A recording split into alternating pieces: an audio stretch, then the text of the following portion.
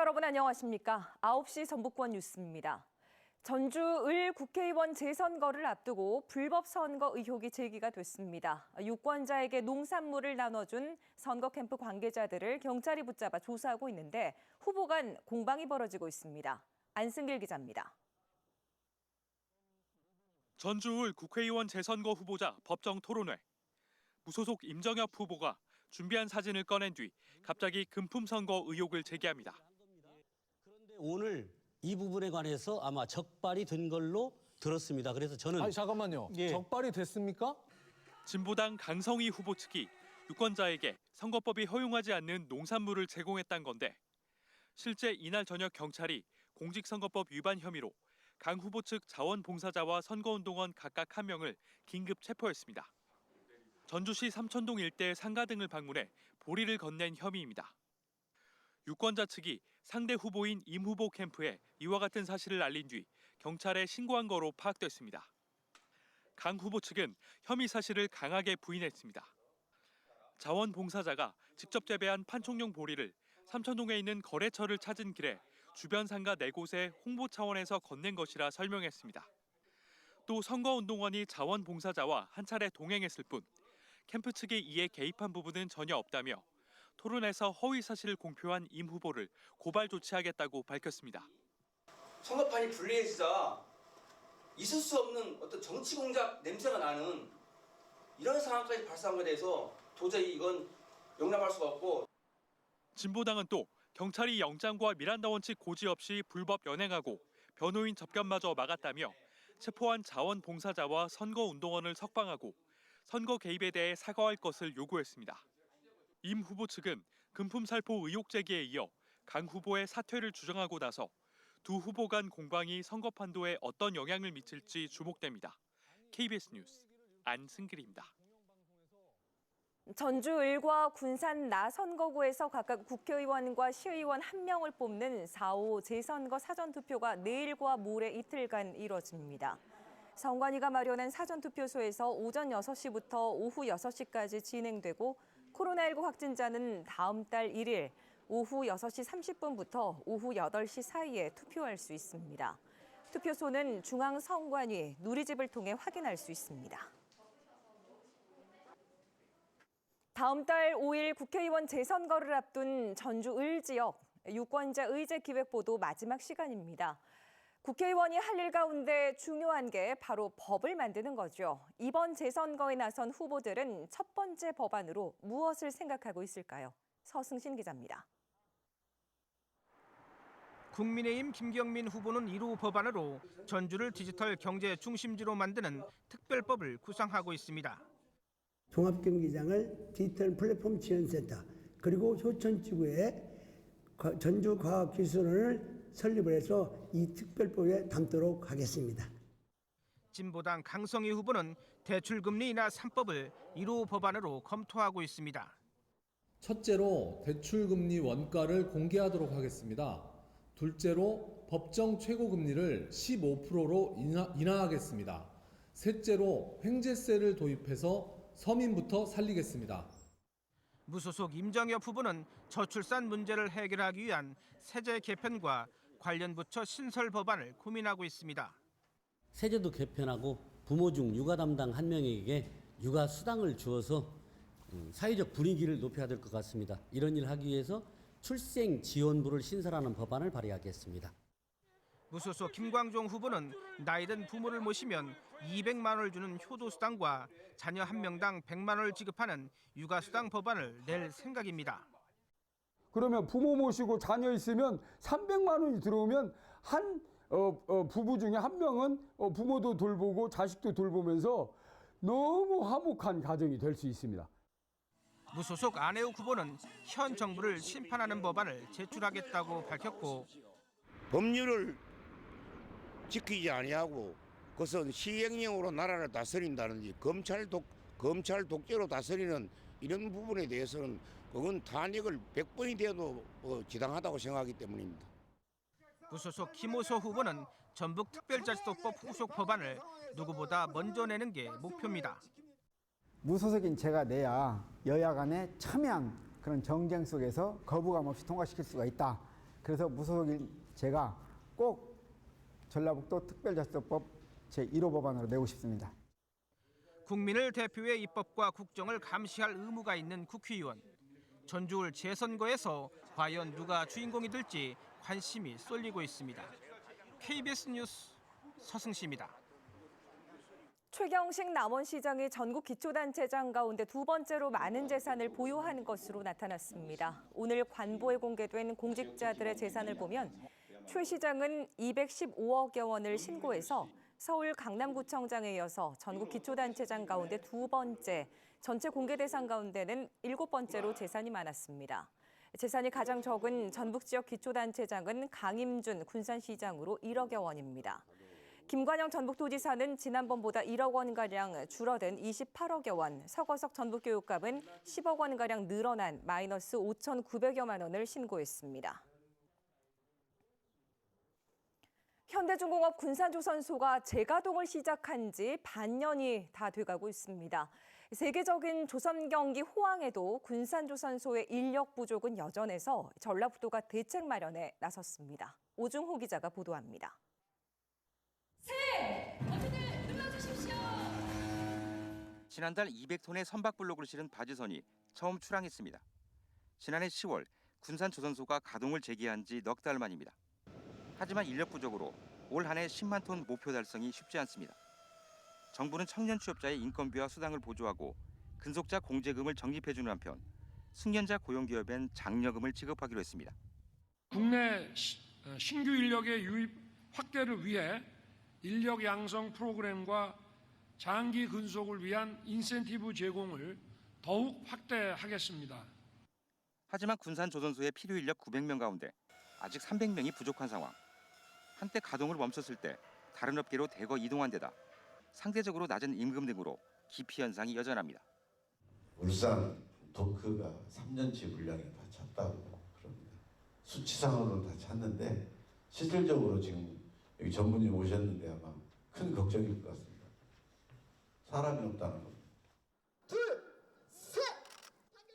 구직자와 구인기업을 1대1로 이어주기 위한 취업 알선기관이 문을 열었습니다. 앞으로 신규 취업자에게 100만 원의 정착금을 주고 경력 취업자에겐 200만 원의 기술 수당을 지급합니다. 여기에 용접과 조립, 도장 등 분야별 인력 양성 교육도 지원할 방침입니다. 조선업 도약센터가 주로 인력 양성과 인력 공급 문제에 관한 상당한 해결책들을 제시해 줄 수 있을 것 같아서 대단히 기대가 됩니다. 현대중공업도 사내 협력사 직원을 대상으로 기숙사 수소비와 명절 보너스, 자녀 학자금과 가족 의료비 등을 보조하기로 했습니다. 5년 만에 다시 문을 연 현대중공업 군산조선소가 극심한 인력 난 속 해법 찾기에 안간힘을 쓰고 있습니다. KBS 뉴스 오중호입니다. 새만금개발청이 오늘 2차 전지 양극재 원소재인 리튬 화합물 양산공장 건립을 위한 입주 계약을 체결했습니다. 주식회사 하이드로 리튬은 올해 상반기 안에 3,200여억 원을 들여서 새만금 산단 10만 제곱미터터에 수산화 리튬 생산 공장을 착공하기로 했습니다. 주식회사 어반 리튬은 1,700여억 원을 들여서 6만여 제곱미터 규모의 탄산 리튬 제조 공장을 짓습니다. 2026년 두 공장이 완공이 되면 일자리 770여 개가 새로 만들어지고 2차 전지 분야 특화단지 조성도 속도를 낼 것으로 전망됩니다. 지난해 쌀값은 폭락하는데 생산비는 급증하면서 농민들의 어려움이 많이 컸습니다. 통계청 조사 결과 지난해 쌀 농사 순수익이 전해보다 3분의 1 넘게 줄어든 것으로 나타났습니다. 김종환 기자가 보도합니다. 수확을 앞둔 벼를 트랙터로 갈아엎는 농민. 비료값이 160% 넘게 올랐고 면세유값도 2배 이상 그렇게 올랐습니다. 또 농약값도 농자재값이 엄청 올랐습니다. 올해 농사 지어봤자 정말 손에 쥐는 것이 남을 것이 아무것도 없는 상황입니다. 실제 지난해 쌀 농사 순수익은 전해보다 40% 가까이 줄어든 것으로 조사됐습니다. 단위 면적당 순수익이 최근 5해 중에서 가장 적습니다. 지난해 농약비, 인건비 같은 직접 생산비는 최근 5년간 연평균 상승률보다 3배 가까이 올랐습니다. 반면 지난해 4분기 산지 쌀값은 전해보다 13%나 떨어졌습니다. 농민들은 안정되게 농사 지을 수 있도록 공정가격제를 포함한 전면 개정의 수준으로 양곡관리법이 개정이 돼야 된다. 이렇게 좀 저희들은 주장하고 있습니다. 특히 전북은 2017년부터 6년째 제주를 제외한 8개 도 중에서 쌀 생산비가 제일 높습니다. 논 사용 대가인 토지 용역비가 다른 지역보다 훨씬 높기 때문인데 논을 빌려 농사짓는 임차농이 많은 데다 임차료도 높은 게 원인입니다. KBS 뉴스 김종환입니다. 완주군의회가 윤석열 정부 쌀값 정상화법 수용 촉구 결의안을 채택했습니다. 완주군의회는 결의안을 통해 정부가 양곡관리법 개정안을 즉각 수용하는 한편 시장 격리 의무화로 쌀 공급 과잉을 해소하고 대부분 수입에 의존하고 있는 타작물 자급률을 확대할 수 있도록 대대적인 농정 전환을 추진해야 한다고 강조했습니다.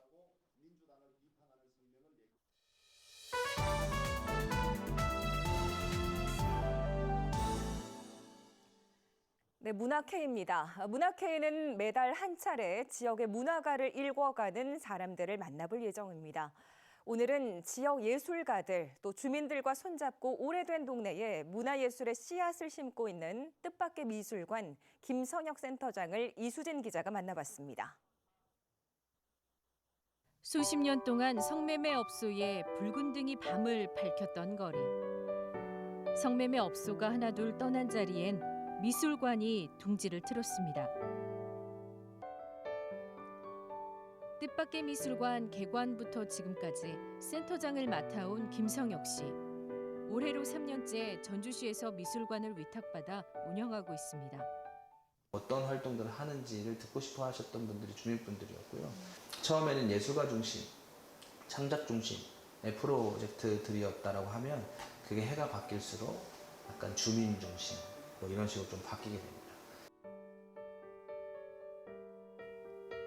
이름뿐인 직함이지만 노송동에서 문화기획가로 활동하며 성매매 집결지라는 공간이 가진 멍해를 문화와 예술의 힘으로 치유하고 있습니다. 삶과 예술, 원주민과 이주 청년들이 조화롭게 어울리는 공간을 만들기 위해 지역 사회와 예술가, 자치단체를 잇는 노력을 해왔습니다. 지자체에 요청드리면서 일거리와 먹거리와 놀거리가 있어야 여기가 예술촌의 기능들을 제대로 할 수 있다라고 하는 상황들을 계속해서 지금 전달을 하고 있는 부분들이고, 도시의 외딴 섬 같던 마을에 생기가 돌면서 주민들 역시 마을을 알리는데 해설사로 나서고 있습니다. 지금 뭔가 하나씩 지금 조금씩 변화가 오고 있는데 이 변화를 끝까지 이어가기 위해서는 꼭 이런 분이 필요하고. 김성혁 센터장이 노송동에서 문화기획가로 인생 2막을 시작하면서 동료 예술가들과 함께 만든 독립서점. 일이 터덕거리고 지칠 때마다 위로가 되는 곳입니다. 김 센터장은 이곳에서 첫 마음을 다잡으며 예술의 힘으로 지금보다 더 달라질 동네 미래를 그려봅니다. 조그마한 그 변화들이 만나다 보면 이제 그게 어느 순간 큰 변화가 만들어져 있을 거라는 생각들을 하거든요. 버티는 힘이 필요할 것 같습니다. 뭐 지금도 5년 동안 버텼고 앞으로도 버틸 수 있지 않을까요?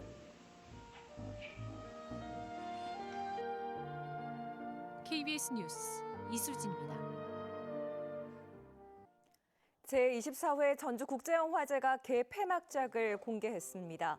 회색빛의 벨기에를 배경으로 소외된 이주민들의 이야기를 담은 장피에르 다르덴과 릭 다르덴의 토리와 로키타를 개막작으로 갑작스런 사고로 가족을 잃은 이들의 시간을 다룬 김희정 감독의 어디로 가고 싶으신가요를 폐막작으로 선정했습니다.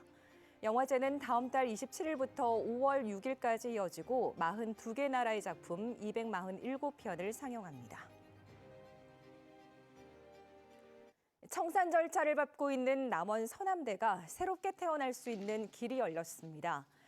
남원시와 국립전북대학교 등은 오늘 남원시청에서 전북대 남원 캠퍼스 설치와 남원발전연구원 설립을 위한 협약을 맺었습니다. 2018년 문을 닫은 서남대 남원 캠퍼스를 전북대 남원 캠퍼스로 활용하고 대학의 전문 역량을 공유하는 남원발전연구원 설립에도 적극 협력하기로 했습니다. 남원시 등은 앞으로 전담 조직 구성을 비롯한 실행 방안을 마련해 서남대 살리기에 속도를 낼 계획입니다.